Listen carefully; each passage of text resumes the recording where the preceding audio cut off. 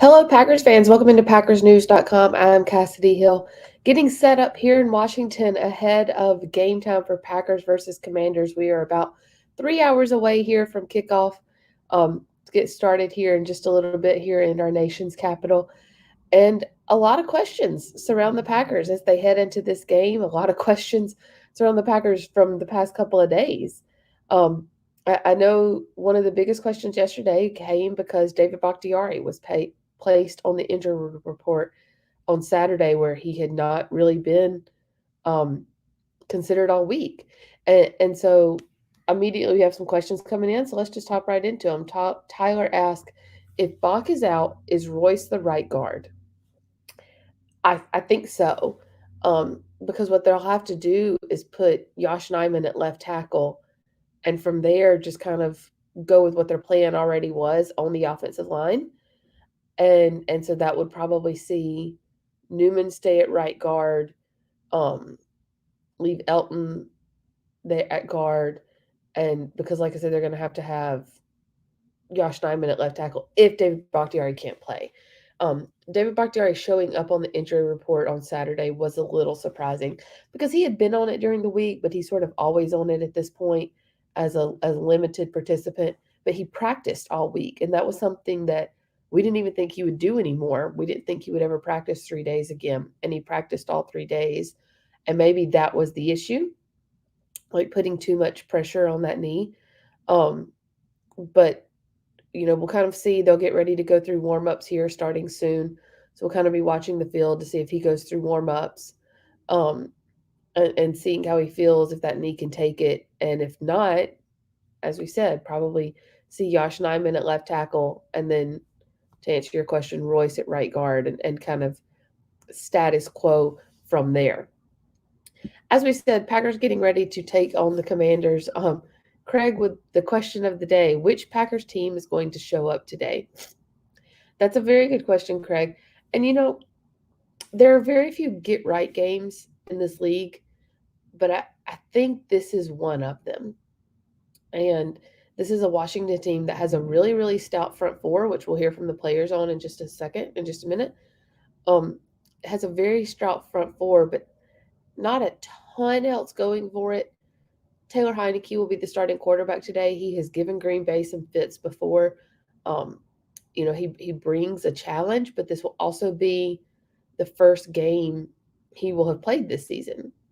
And so, Rashawn Gary, Preston Smith should be able to tee up on him and kind of get after him in theory. But from top to bottom, this Packers team is more talented than this Washington team. Do they take advantage of it is the question. As we said, they do have a very, very strong front four. Jonathan Allen, Montez Sweat, Deron Payne. If Chase Young was playing, it would be a front four of all first rounders. But Chase Young is still out while he's recovering from his ACL tear. But what they do in the game could determine how this Packers team goes, because it's going to be that Washington front four versus a Packers offensive line that has been suspect at times, as we've seen this year. This Commanders front four is tied for fourth in the league in sacks with 19, and I believe they lead the league in quarterback hits. And so can Aaron Rodgers stay protected? Can he work out of the pocket when he needs to, or work if he gets outside of the pocket? Will he have enough time? Can his receivers get open for him early enough for him to get the ball out? There's a lot of questions surrounding the Packers team today because of this Washington front four. Let's hear what the guys had to say about them this week. They're really good, really good. I mean, there's a lot of first-round picks on there. They got 5 guys with 3+ sacks. They get a lot of push up front. It's a solid defense front to back. I mean, I think they got a lot of talent up there, a bunch of high-caliber guys, and you can tell they definitely invested in their front four and stopping the run, penetrating. So I think it's really important for us to be stout up front at the running backs to help out when we can get a chance to get a chip or something on the way out to routes, and really just take care of protection. I mean, it's a bunch of guys on their defense that, play relentless regardless of the circumstances. They always play hard. They're going to always finish to the end of the game. They're not going to let up. They're not going to lay down. They're going to play hard. Playing with Jonathan and Payne and him, going to high school and playing with, and no one sweat. I just know those guys play hard through the end of the game. They're going to play through the whistle, and they're going to fly around, and they're going to try to do whatever it takes to make a play for their team. When you do have something like that, or when you have a front four like that, though, how much harder is it to just stay committed to the run when you get stood up the first few times? Yeah, I don't call the plays, so for me, whenever the runs are out there, I'm going to go ahead and do them, but I think it's one of those things. I've been on teams before in the past, obviously not in the NFL, but with the run, 9 out of 10 times you're never going to have it where they're always hitting. So it's going to be a little bit, and then you'll hit one. And I think in the run game specifically, if you kind of stick with that, and you got a lot of confidence in your run, then eventually you'll hit one. So I think it's obviously you got to give respect where it's due. They got a good front four, but I think we got a lot of great guys on our side, and I'm looking forward to them moving the line of scrimmage. I thought what A.J. Dillon there really kind of spoke the loudest. He said, you've got to just stay confident in it, and because the first 9 might not hit, but the 10th one might. And that seems to have been something that has hindered the Packers this year, is after the run game, if it doesn't work for a couple of plays, it feels like they get away from it too quick. And so will they stay committed even against a tough front four? Or do they take advantage of a lesser secondary? But even then, you've got to be able to run the ball to kind of set up the pass. Randy asked, will Watkins be ready to go? So Sammy Watkins was activated from the injured reserve yesterday. He is on the active roster. They activated him from the injured reserve and then put him on the injury report, which was not that surprising. That feels probably like it would be standard in that situation just because he'd be coming straight off of IR. He is listed as questionable. However, Randall Cobb was also placed on injured reserve yesterday, which not that Randall Cobb would have been ready for today with that ankle injury, but Christian Watson is still going to be out. And so down that many receivers, I wouldn't be surprised if Sammy Watkins plays because he says he feels ready. And he's been running full speed for a couple of weeks now. He was out at practice this past whole week, but he'd been running full speed in his rehab the week before. And so if he feels ready, again, the players will start warm-ups here in just a few minutes. If Sammy Watkins feels ready, I wouldn't be surprised at all to see him out there. And just having him out there, I think, could at least threaten a deep field shot, whether or not they'll take it. And I know that there's some disagreement as to whether or not Sammy Watkins still has earned the defense's respect to guard him as a downfield shot, but that he can provide it. And so I think the threat is at least on the fringes there. Let's see. We got a couple more questions coming in. Tyler asks, is this the game they play a complete game? This would be the game to do it, Tyler. I think if they lose today, you're kind of in a rebuilding mode for the rest of the season. Let's see. We've got Rebecca asks, is it best to run power 8 at this Washington defensive line? It's not a bad idea because your entire game plan has to be counteracting that front four. And so whatever it sort of takes to do that, that's what your entire game plan is around today. Not necessarily what you want to do on offense, but how do you negate that front four out of the game? Let's see. Let's jump into some questions about the defense because I know we've got those coming here. So this defense is facing, as we said, Taylor Heineke at quarterback, who is a backup, has not played yet this year, but gave Green Bay some fits last year. He went in Lambeau Field last year and went 25 for 37 for 268 yards, a touchdown and interception. And then really where he hurt him was 10 carries for 95 yards. And so he presents a challenge just every time he steps on the field because he can scamper, which a lot of quarterbacks can do, but he can also really work outside of the pocket so well. And he's tough, which is what a lot of the guys had to say about him this week, that as the biggest attribute to his game. Let's hear from them on Taylor Heineke. For me, I know, so look at the film from last year. Played against him last year, he's much more of a scrambler. So D-line, standing rush lanes, rush smart, that's all I'm saying. Then we know as a back end, we got a plaster. He was a guy that, he can make a lot of plays with his legs. Of course, he's a quarterback in the NFL, so he can throw. That's an automatic gimme. But he made a lot of plays with his legs. He had a lot of scrambles that, kept drives alive for their team. And I know he can make a lot of plays that can hurt defenses if you don't contain them. Scramble. I think last year he ran for like 100 yards on us or something like that, close to about it. So, I mean, what is it about him that just kind of like puts people back on their heels a little bit? Is it just the scrambling? Because plenty of guys can do that. yeah, you can scramble, but playing man is hard because everybody backs towards him. So you don't really see him. A few times last year where I turned around like thinking that the ball should be in the air by now, and he was like running at me full speed. And I was like, oh shit, he's running. So just that. Oh, you focus in on that because, he's capable. I just remember last year's game, he had a good amount of rushing yards on us last year. 95. Yeah, I was about to say, I thought it was a blue face, but just coming in, just being much more aware and know what he can do with it, and just pretty much lock in on that to where he's able to get, as last year, almost a blue face on us.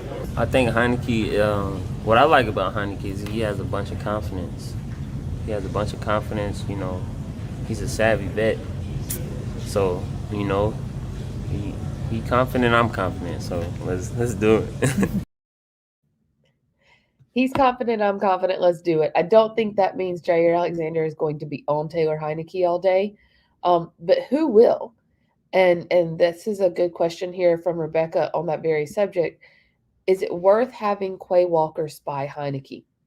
It's not a bad idea at all, because where Quay Walker has sort of been taken advantage of the past few weeks is getting tricked out, especially in like the short passing game and in the run game. So, would it be more useful to just let him keep his eyes in the backfield? It might be helpful for him, and it could benefit the defense because Quay Walker's very, very fast, and he's big. Taylor Heineke is not a big guy, but as you heard the guy saying there, he's not afraid to just lower his shoulder and try to run you over. And so with the combination of Quay Walker's speed and size, could he be sort of the good counteract there to Taylor Heineke?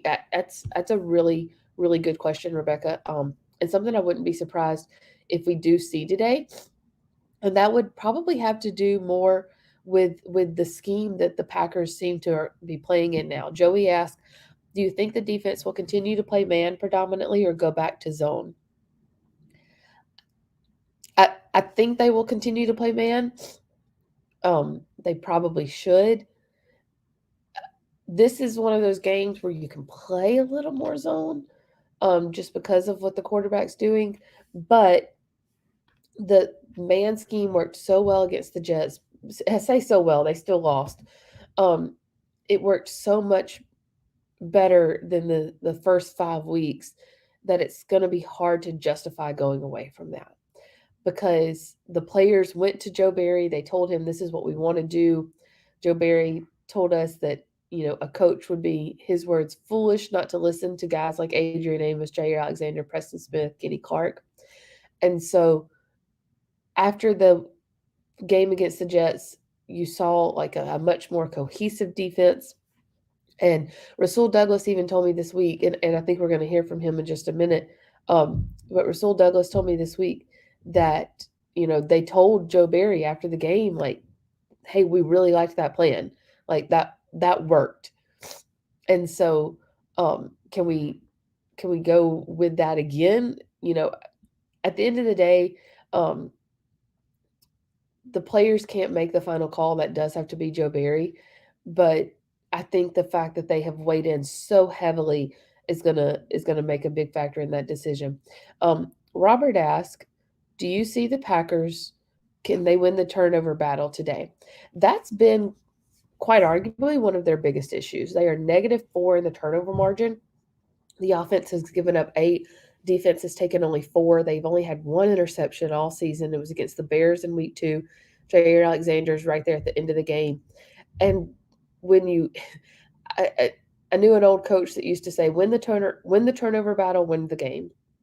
And so they've been able to win some games without winning the turnover battle. They've been able to win some games because they won the turnover battle. You look at Tampa, that was a close game. They won the turnover battle in that game. I think they got 3 uh, fumbles off of Tampa or something like that. And so uh, they come in bunches is the best way to describe it. They can be, almost like hitting is contagious, turnovers are contagious. And so I think if you can get one, the floodgates will open. Because of the way Taylor Heineke plays, he plays a little fearless. That can work in your favor if you're a defense with tips and overthrows. If you can go after the tips and overthrows, you can get those are what lead to easy interceptions, and easy interceptions are what lead to sorry about that, are what lead to the harder interceptions. And so can you take advantage of that today with Taylor Heineke? This is a good chance to do that. Let's see. Rebecca asked, "Or special teams get back on track this week? Any changes in protection personnel? Nixon does more returning." Nixon was a great returner for them last week. He only brought one out, but he knew which one to bring out. He had good vision. I think he was one shoestring tackle away from breaking that thing for a touchdown. As far as the changes in protection personnel, I don't think that breakdown was necessarily like a sign of bad things to come. I think it was more of an anomaly because it was Rich Bisaccia took the blame and called it a misprotection call. When you watch the play back, you can see pretty clearly what happened. The guard kind of came over and took the guy that should have been down Levitt, the punt protector's guy. And so that's an easy fix, and something that everyone immediately on that punt protection team realized what happened. And so I think that we see the same personnel out there for today, at least. If it continues to become an issue, sure. But for now, I don't think it's as much of a concern as it would have been in years past. Going back to the defense, we talked a lot about like them playing more man, and because of that, it put Jair Alexander and Rasul Douglas on the same side of the field a lot more. And the two of them said that really kind of changed their whole game because it allowed them to talk more, and allowing the two of them to talk more helped the entire defense. Let's hear from both Jai and Sul this week. Always got to be on the same page. And most of the time, me and him was to the side, playing man on the receivers. So I was just telling him what I thought I saw and how it should play out. And he was just like, okay. He's trying to play ball from there. Is that something that has been missing? I don't know if it's been missing, but overall, maybe yeah. It took a step up. Yeah. Well, last week they had me traveling, so we had to be on the same page as to where we was going at all times, because we didn't want any coverage bust like week 1. So, me and Sue was always talking like, I gotta know where he's at, he gotta know where I'm at, and we always gotta see how we gonna play this because, me and him are like, we both see the whole field. Some corners are like strictly on their man, but me and Sue, we see the whole field, so we play off of each other really well. It seemed like in the past 2 or through the first few weeks, not having Rasul Douglas and Jair Alexander able to communicate more was a detriment to this entire defense. And you saw how much it helped just by simply putting them on the same side of the field together. And they were able to be on the same side of the field together because of the way they played man and having Jair Alexander shadow a guy. And so just simply doing that again today could make a huge difference.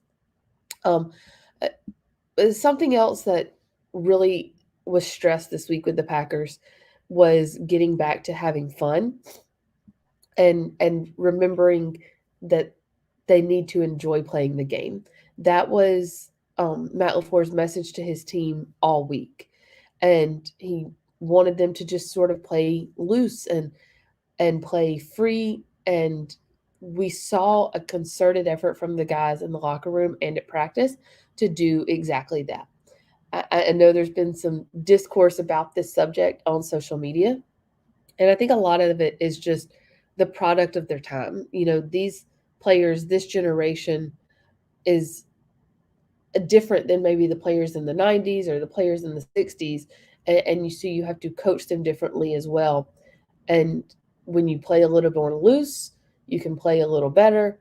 And as Aaron Rodgers said, which we're about to hear from, that also means you're prepared. And so Matt LaFleur's message this week, will it show itself on the field today? That remains to be seen, but the guys at least took it to heart.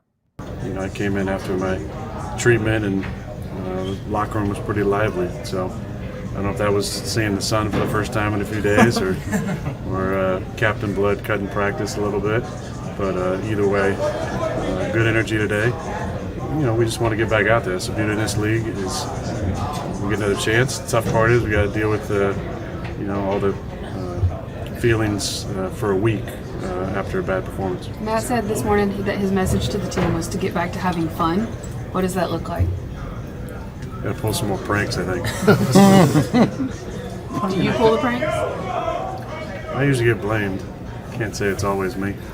I think having fun is the biggest thing. I think that's what all of us do. We all feed off each other energy. We all got a swag to ourselves. And when we're not swaggy and having fun, it kind of just messes up the game. It's still a kid's game, And that's when we first started playing it because it was fun. So it still should be fun to this day. Going after last week, obviously, it wasn't a fun loss. I sat there, I was talking to my wife, I was like, we got to come up with something. I got to get back in the groove of it. I need to get my swag back. And so every day before I'm leaving, I'm just writing a little note, putting it on the mirror, reminding myself either today was just focus on just the present. Whatever play it is, not the past, not the future, this play. Yesterday was just have fun with every single part of the game. And so, I think it's been paying off. Even Preston was out there happy. And, to get a smile out of him, I'll just mess with them. But, everybody has been having fun. There's been a good energy, and it's awesome. Do you kind of need that to loosen a team back up?